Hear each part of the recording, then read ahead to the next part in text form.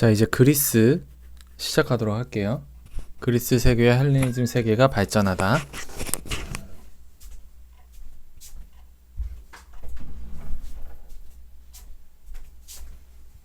지난 시간에 중국 한나라까지 했고 이제 그리스하고 로마 남았습니다. 그리스 로마까지 끝나면 이제 1단원이 끝나는 거죠.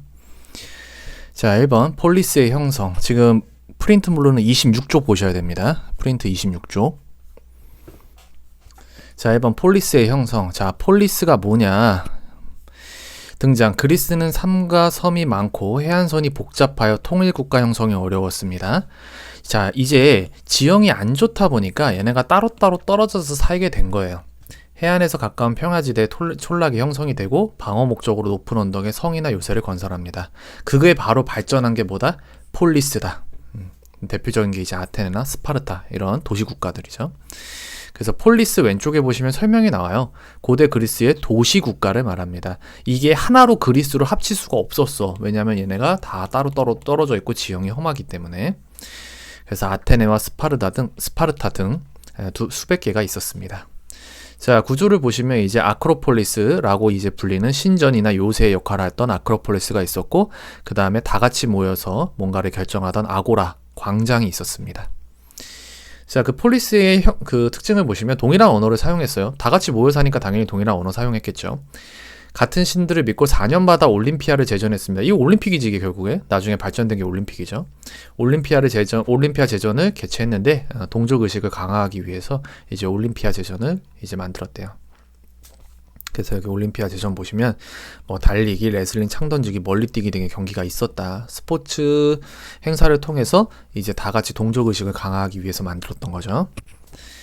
자, 그 다음에 밑에 보시면 2번 아테네의 민주정치를 봅시다. 그 근대 민주정치가 이제 발전하게 된 가장 시초가 이제 그리스의 민주정치라고 보시면 되죠. 시민들의 직접 투표로 국가정책을 결정하였기 때문에 뭐라고도 한다? 직접 민주주의라고도 합니다. 자, 여기 표시 잘 해놓으시고요. 자, 배경. 활발한 해외무역과 상업 발달로 부유해진 평민층이 전쟁에 참여합니다.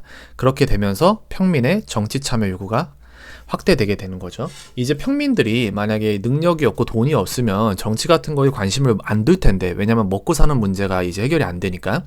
근데 평민들이 부유해지면서 이제는 정치에 관심을 가지기 시작을 하는 거예요.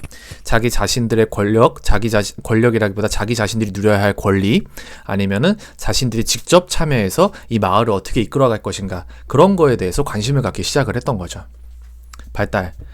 1번 솔론, 시민의 재산 정도에 따라 참정권과 군사적 의무를 부여해야 한다고 했습니다. 이게 사람 이름이에요, 솔론. 그 다음에 클레이스테네스, 평민의 정치 참여를 확대시켰고 도편 추방제를 마련했습니다. 이거 중요합니다. 도편 추방제, 클레이스테네스. 그 도편 추방제가 뭐냐면요, 여기 왼쪽에 설명이 나오는데, 독재자가 될 위험성이 있는 인물의 이름을 도자기 파편에 적어서 6,000표 이상을 받은 사람 중 최다 득표자를 10년간 국외로 추방한다. 그러니까 이제 독재를 할 것 같아. 민주주의를 무너뜨리는 독재를 할 것 같아. 그런 사람을 이제 투표로 뽑아가지고 이제 내쫓는 거죠. 10년 동안. 그래서 클레이스테네스 하면 도편 추방제를 여러분들이 꼭 기억하셔야 됩니다. 3번 페리클레스. 민회가 입법권을 행사하게 했습니다. 민회가 뭔지도 여기 나오죠? 고대 아테네에서 시민권을 가진 성인 남자들이 모여서 자유로운 토론과 투표를 통해 선전포고와 전쟁, 조약의 체결 등 국가의 중요한 정책을 결정하던 시민총회입니다. 시민들이 모여가지고 결정을 하던 총회가 바로 민회가 됩니다.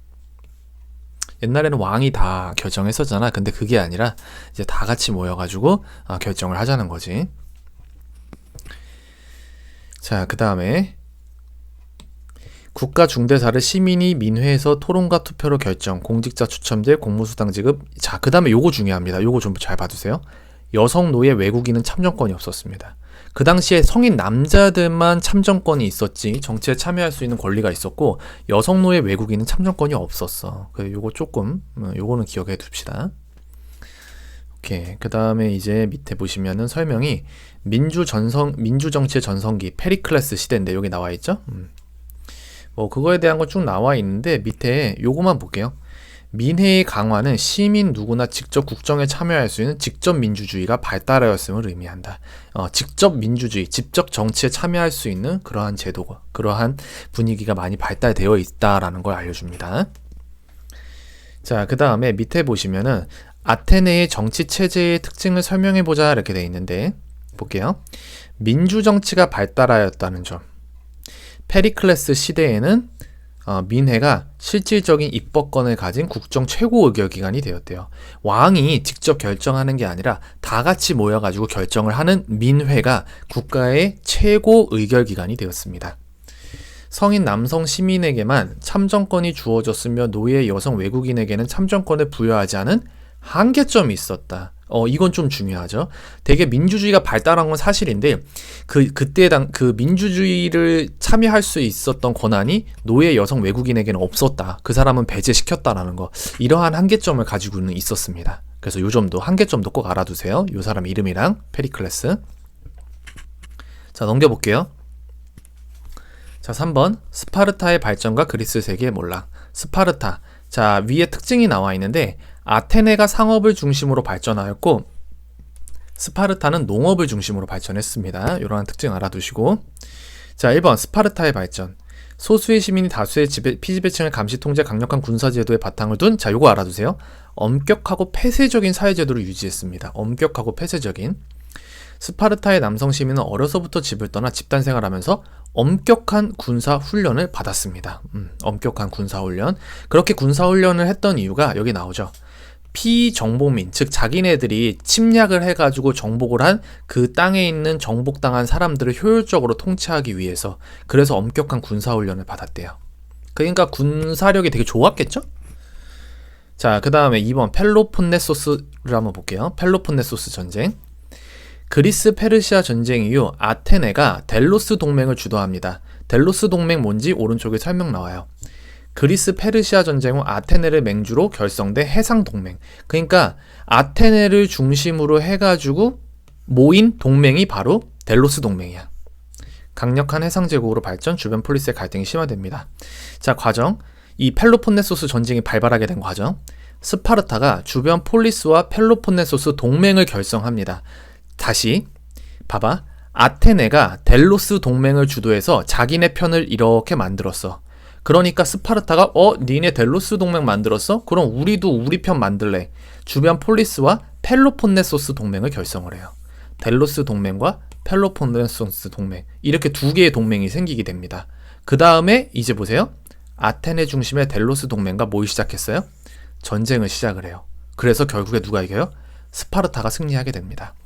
펠로폰네소스는 아테네 중심의 델로스 동맹과 스파르타 중심의 펠로폰네소스 동맹, 요 둘이 싸워가지고 결국에 스파르타가 중심이 된 펠로폰네소스, 걔네가 이기게 되는 전쟁이 바로 펠로폰네소스 전쟁입니다. 잘 이해해 두시고요.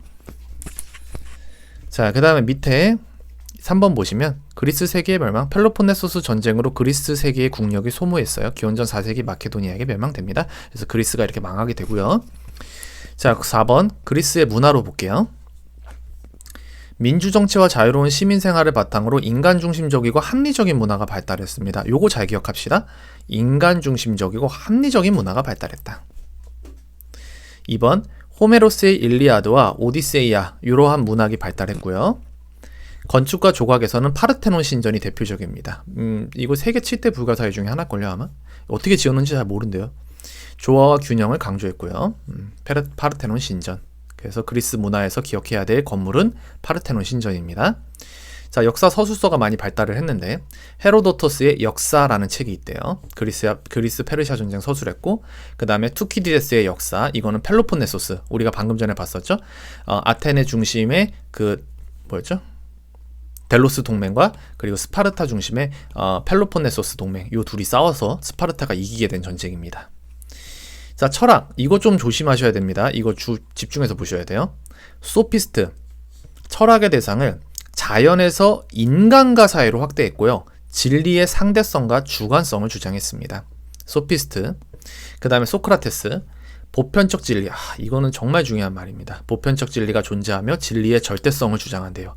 진리는 늘 절대적이야. 약간 신과 같은 개념으로 본 거야, 진리를. 신은 언제나 절대적이잖아. 절대자라고 우리가 하잖아요.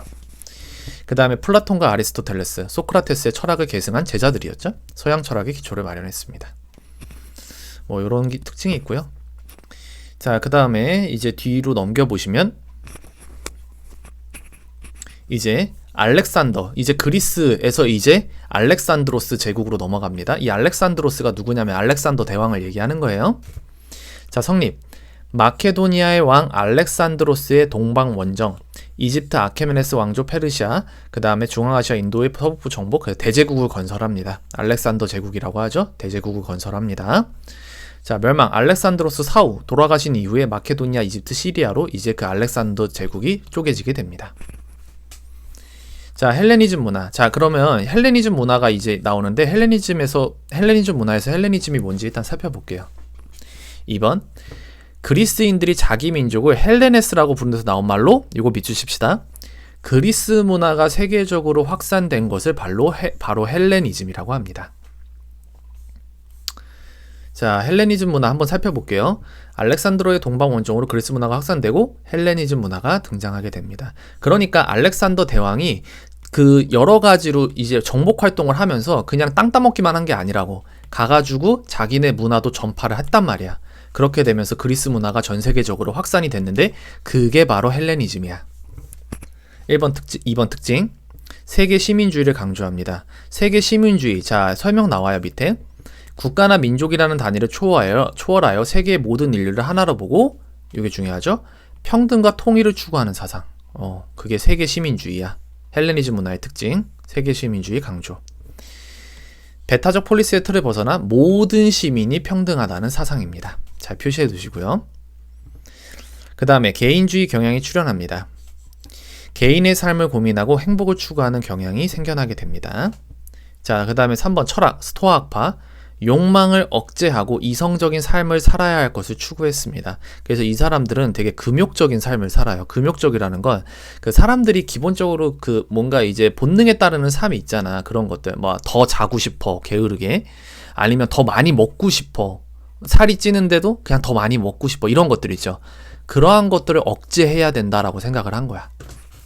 자, 그 다음에 에피쿠로스 학파. 개인의 행복을 위해 마음의 안정을 추구했고요.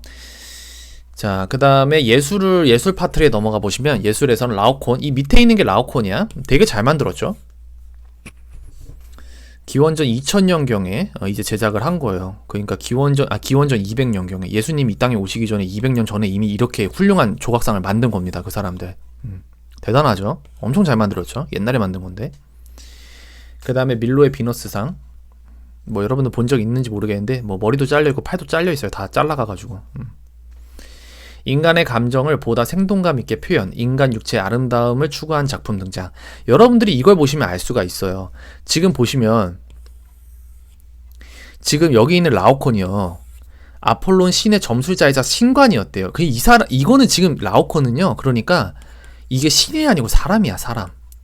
그러니까 옛날에 헬레니즘 문화 이전에는요. 이 사람들이 조각상을 만들면 다 신을 조각해서 만들었다고요. 뭐 제우스나 막 이런 거 신을 조각해서 만들었는데 이 헬레니즘 문화는 사람을 조각했어요. 왜? 아까 얘기했죠. 이 사람들은요. 기본 개념이 인간에게 집중했어요. 인간에게, 사람에게. 그래서 그때 뭐 나타난 이제 그 철학이나 이런 거 보시면은 그 신이 중심이 아니고 인간을 중심으로 봐요. 그래서 여기도 보시면 시민이 평등하다. 개인의 삶을 고민하고 행복을 추구했다. 개인주의 경향이 출현했다. 그래서 그 중심이 포커스가 신한테서 이제 사람으로 옮겨지게 되는 거죠.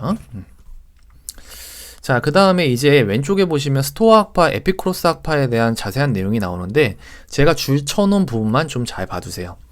우주 질서에 복종해야 마음을 평정과 행복을 얻을 수 있다고 주장한 게 바로 스토아 학파입니다. 그래서 아까 전에 제가 말씀드렸죠. 금욕주의를 강조했습니다. 금욕주의, 욕망을 금지한다. 욕망을 금지한다. 그 금욕주의를 강조했고요. 자, 그 다음에 4번 에피쿠로스 학파. 마음의 평화, 정신적 쾌락주의를 제시하여 인간의 최종 목표가 정신적 즐거움을 구하는 것이라고 보았습니다. 그 위에 있는 스토아학파랑 좀 많이 갈리죠. 스토아학파는 금욕주의, 절제해야 돼. 욕망을 절제해야 돼. 에피쿠로스 학파는 즐거운 게 최고야. 서로 반대되죠. 자, 그 다음에 밑에 그림 보시면 요거 하나만 밑줄 쳐놓으세요. 요 그림 밑에 그리스 문화가 오리엔트 지역에 널리 퍼져 헬레니즘 문화가 탄생하였다. 여러분 그 오리엔트 지역한테 오리엔트가 뭐냐면 이게 동양입니다. 오리엔트가 이게 동양을 얘기하는 거예요. 동양 지역에 펴져서 헬레니즘 문화가 탄생하게 되었습니다. 네, 그 정도 보시면 될 것 같고 그 다음에 뒤에 로마 봐야 되는데, 이거 문제는 언제 푸냐, 진짜. 아씨. 자, 그럼 로마 보도록 할게요. 로마도, 볼 게 엄청 많네. 문제를 먼저 볼까?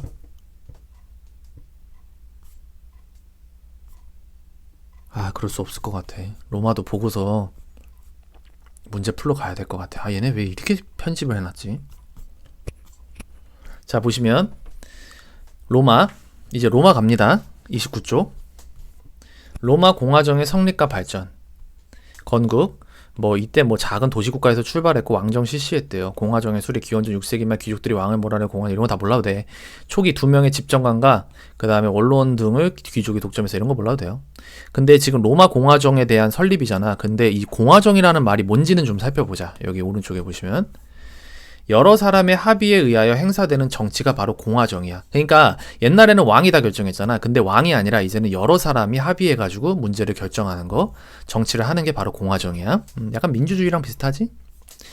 자, 후기를 볼까요? 상공의 발달로 부유해진 평민들이, 아까 그리스랑 비슷하죠? 부유해진 평민들이 군대의 주력이 되면서 참정권을 요구했어요. 우리 이제 돈도 많고 우리 먹고 살기 편해졌어요. 이제 우리도 투표할 수 있게 참정권 주세요. 귀족들과 권력 투쟁을 합니다. 그래서 평민회와 호민관을 설치하는데, 자, 호민관 여기 밑에 나오죠? 평민들의 요구를 대변하고 그들의 권리를 옹호하는 일을 맡은 그곳이 바로 호민관입니다. 로마의 관직이래요, 호민관. 자, 그 다음에 그렇게 해서 점차 평민의 정치 참여 기회가 늘어나게 되죠. 자, 공화정의 변질. 포에니 전쟁, 기원전 3세기 이탈리아 통일로 지중해 패권을 놓고 카르타고와 싸워 승리했대요. 포에니 전쟁이 있었다 정도만 알고 계세요. 그리고 두 번째로 자영농이 목락합니다. 로마의 유력자들이, 항상 이 유력자들 힘이 센 애들이 문제죠. 많은 노예를 차지하고 있었어. 노예 노동을 이용하는 대농장인 라티푼디움을 경영을 합니다. 그러니까 여기에 노예들이 엄청 많이 들어가 있는 거죠. 전쟁에 참여한 자영농들은 토지를 잃고 몰락했습니다. 그래서 자영농들이 항상 이제 그 나라를 탄탄하게 바치고 있어야 되는데 여기가 무너져 버린 거야. 중간에 있던 자영농들이 무너져 버리게 되는 거죠. 자, 세 번째, 그라쿠스 형제의 개혁. 자영농 육성을 위한 토지 개혁을 추진합니다. 지금 자영농이 몰락했잖아. 나라가 망하게 생겼어. 그러니까 그라쿠스 형제가 안 되겠다. 자영농 다시 육성시키자. 하지만 문제는 귀족의 발대로 어떻게 된다? 실패하게 됩니다. 자, 4번 공화정의 붕괴. 결국에 붕괴됩니다. 그라쿠스 형제가 개혁을 했을 때 이게 먹혀 들어갔으면 안 망했을 텐데. 카이사르가 강력한 군사력을 기반으로 정권을 장악하고 정확합니다. 하지만 반대파에게 암살당해요. 카이사르. 자, 카이사르. 이 당시에 이제 그 지도자를 부르는 이름이 카이사르인가 그랬었죠. 그 정도 보시면 될 것 같고요.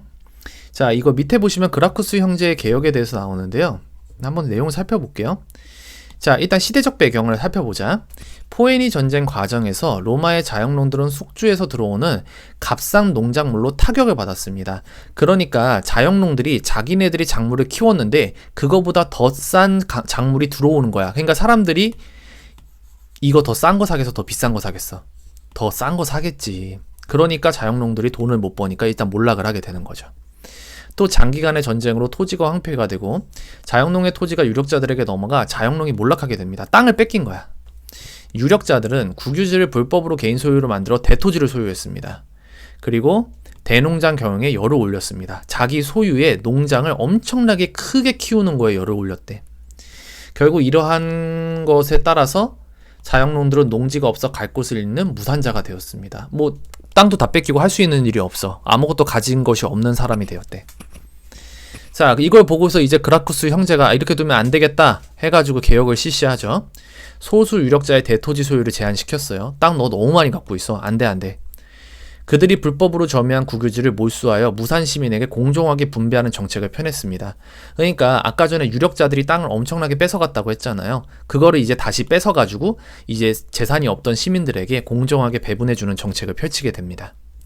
가난한 시민에게 싼 값으로 곡물을 분배하여 자영농을 보호하고자 했습니다. 하지만 아까도 얘기했듯이 어떻게 됐다? 귀족의 반대로 실패했다. 그 정도 보시면 될 것 같고요. 자, 뒤에 넘겨볼게요. 조금만 힘을 내세요. 한 10분이면 끝날 것 같아요. 자, 2번 재정의 시작과 몰라. 자, 재정이라는 말이 나오는데 일단 재정이 뭔지 왼쪽에 설명을 볼게요. 원로원이 옥타비아누스에게 아우구스투 칭호를 부여한 기원전 27년에 시작된, 자, 여기 잘 밑줄 쳐놓으세요. 로마의 황제 정치, 그거를 우리는 재정이라고 합니다. 로마의 황제 정치.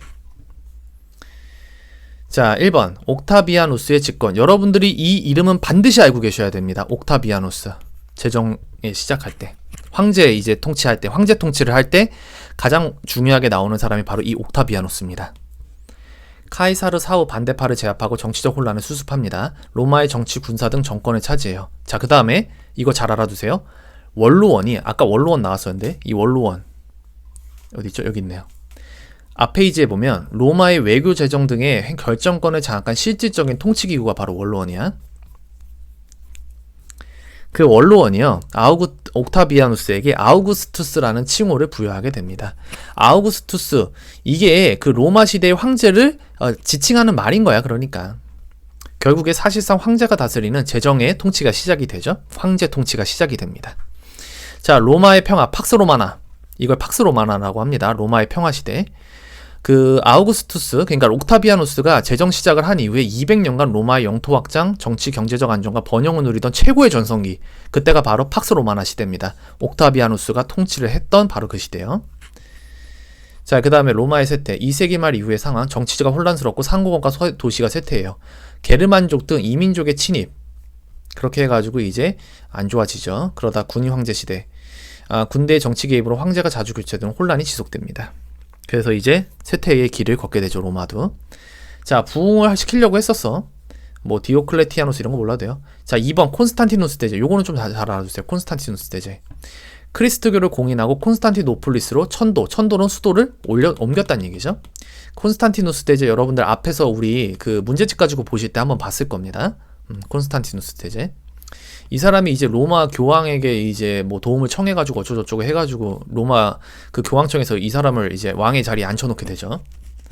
자, 로마의 분열, 동서분열, 서로마 제국은 게르만족의 침입으로 멸망. 이 게르만족의 침입이 뭐예요? 이게 저기 그 흉노족한테 밀려가지고 게르만족이 이제 로마 쪽으로 내려온다고 했었잖아, 우리, 그지? 흉노족한테 밀려가지고. 걔네가 이제 로마를 침략해가지고 서로마 제국이 이제 멸망을 해. 그리고 이제 세운 나라가 이제 프랑크 왕국이 되는 거야. 그 다음에 앞에서 살펴봤던 프랑크 왕국. 나중에 다시 보게 될 거고. 자, 아우구스투스의 가상 인터뷰를 쭉 나오는데 볼 거 없고요. 자, 맨 밑에만 보세요. 그는 로마의 군대, 행정, 군사 제도를 개혁하고 전국의 도로와 수도 시설을 정비하는 등 로마 평화 시대를 여는 초석을 놓았다. 바로 이 로마 평화 시대가 아까 뭐라고 그랬어? 팍스 로마나라고 했었죠. 팍스 로마나. 자, 그러면 정치는 여기까지 정치 사회는 여기까지 살펴봤고 이제 문화 보도록 할게요. 특징, 광대한 제국을 유지하고 관리하는 과정에서, 자, 요거 밑주십시다. 법률, 건축, 도로 건설 등 실용적인 분야가 발달을 하게 됩니다. 자, 발전 분야 법률, 12표법을 제정을 합니다. 12표법 뭐냐면 여기 나와요. 왼쪽 위에 보시면 귀족들이 제멋대로 재판을 하지 못하도록 민사소송, 제3, 범죄 등에 관한 여러 법과 규정을 담고 있는 게 바로 12표법입니다. 로마법, 12표법. 제국의 모든 민족에 적용되는 만민법으로 나중에는 확대되게 됩니다. 법이 발달했대요. 자, 그 다음 건축, 도시 곳곳에 콜로세움, 개선문, 공주목욕탕, 수도교 등 실용적인 건축물, 요거 꼭 기억해라. 실용적 건축물을 건설했다. 로마 건설의 특징. 실용적 건축물. 자, 수도교는 뭐냐면요, 여기 나와요. 4번. 물을 공급하기 위한 상수도 시설로 가장 윗부분은 수로, 여기에 수로, 그리고 아래는 사람과 마차 이동로, 여기는 사람과 마차가 다니는 길. 이게 수도교입니다. 지금 보시면 상수도 시설이 있었다고 했죠. 얘네는 목욕탕이 있었어. 공중 목욕탕이 있었어. 얘네들 옛날에 벌써. 얘네들은 벌써 2000년 전에 목욕탕 시설이 있었단 말이야. 그 다음에 도로, 사람과 물자의 원활한 교류와 신속한 군대 이동을 위해 각지를 연결하는 튼튼한 도로를 건설합니다. 도로. 자, 이러한 특징들이 있고요. 자, 뒤에 넘겨보시면 이제 크리스토교 나와요. 정말 지겹다 진짜. 자, 볼게요. 4번 크리스토교의 성립과 발전. 크리스토교 하면 빠질 수 없는 사람이 바로 예수님이죠. 자, 예수가 민족과 신분을 초월하는 신의 사랑과 평등을 설교해요. 자, 이거 믿으십시다. 예수를 믿고 따르는 사람이 많아지자 로마 제국이 위협을 느끼고 예수를 처형합니다. 예수님 그 십자가에 매달리잖아요. 그거를 한 게 바로 로마야. 로마가 그렇게 한 거야. 잡아다가. 자, 이번 확산. 예수 사후 베드로 바울 등의 제자들이 로마 제국 각지에 교회를 세워 예수의 가르침을 널리 전파했습니다. 예수님 돌아가시고. 자, 탄압. 그리스도교가 유일신을 믿으며 황제 숭배를 우상 숭배라 여겨서 거부해서 로마 제국의 박해를 받습니다. 그러니까 황제한테 그 로마는 옛날에 아까도 보셨듯이 황제 정치가 시작이 됐잖아. 재정 정치가 시작이 됐잖아요. 그래서 황제를 숭배해야 되는데 이 사람들은 예수님을 믿던 이 사람들은요. 아, 우리에게 신은 예수님밖에 없어. 그래서 우리는 황제를 숭배할 수가 없어. 라고 한 거야. 그래서 로마 제국이 박해를 하는데 이거 박해 어떻게 했는지 아니 옛날에? 옛날에 박해 어떻게 했냐면 그 콜로세움 있죠. 이거 여기 있다. 여기가 이제 원형 뭐 맹수와 싸움이 벌어지는 그런 검투사나 맹수와 싸움이 벌어지는 데잖아. 여기다가 이 그리스도교 사람들 막 풀어놓고 사자 풀어놓고 막 싸우게 하고 막 그랬었어요. 사자가 막 잡아먹게끔 하고. 예, 그렇게 해가지고 막 박해를 했었습니다. 그리스도교 믿는 사람들 데려다가 여기서 이 원형 경기장 안에다가 풀어놓고 거기다 사자 호랑이 같이 풀어놓고 그렇게 막 엄청 박해를 했었어요. 자, 그 다음에 4번 공인. 콘스탄티누스 대제가 밀라노 칙령으로 공인을 합니다. 밀라노 칙령으로 공인을 합니다. 이 밀라노 칙령 뭔지 볼게요. 로마 제국 내의 모든 사람에게 신앙의 자유를 허용해주고 크리스트 교인에게 교회를 조직할 권리를 포함하는 법적인 권리를 보장해 주었다. 그러니까 그리고 교회의 재산을 반환하고 국가가 충분한 보상을 주도록 했다. 그러니까 밀라노에서 협의한 정치 조약이야. 이제 크리스토교 인정해 줄게. 종교의 자유 허락해 줄게. 라는 게 바로 밀라노 칙령이야.